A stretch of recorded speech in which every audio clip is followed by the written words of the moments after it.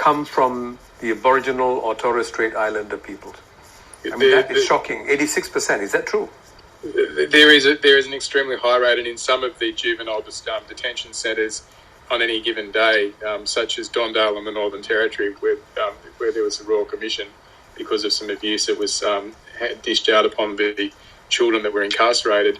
On any given day, it might be 100% of the population in prison are Indigenous or Aboriginal people, Aboriginal kids. So what is being done about this? This is something of tremendous concern.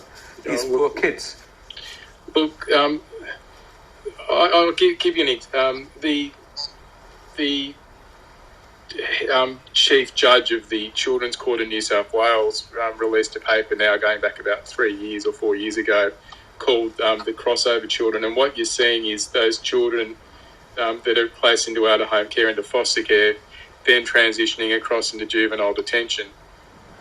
And if you think about the realities of those children's circumstances, you can kind of start to understand how it is that they go down that pathway. The vast majority of Aboriginal children that are removed from their parents aren't removed from their parents for reasons of abuse. They're removed from their parents for reasons of neglect. Things that could be resolved if the government funded services or wraparound services for the family to do with things, often simple things like assisting them with doing things like grocery shopping or changing sheets on the bed, things like that, where they find it impossible or very difficult to do some of those things.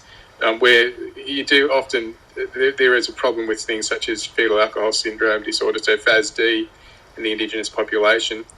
There are a number of reasons where parents struggle, often because they've never been parented themselves. But when you're removed from a parent that you love, you're removed in this country by the police, you're placed into foster care, it is very difficult, if not impossible, to place children into foster care with a carer where their siblings are placed into this with the same carer. So often on your first day when you're removed, you lose your parents, you lose your siblings, and there are places always in the neighbourhood you're growing up in, so you also are placed into a new school and you lose your friends. So on the first day you lose everything, and the people that you see do that to you are the police.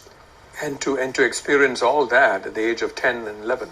Yeah, I can't even begin to imagine how traumatizing that must be. And it rolls on, because what we see in New South Wales is the average number of placements for Aboriginal child is 10 placements.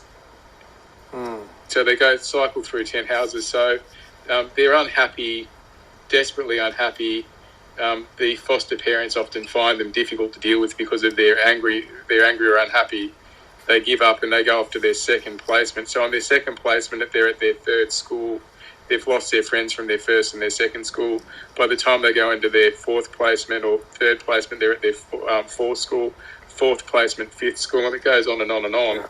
And children, for children that have go through school to school to school, and they've got to make friends often quickly, the way you do that is you act like a clown, or you act up and you misbehave.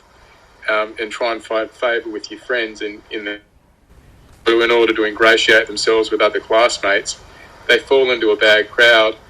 They come to the attention of the police, and when they do, they remember the police because they were the people that removed them in the first place. They've got nothing good to say about the police.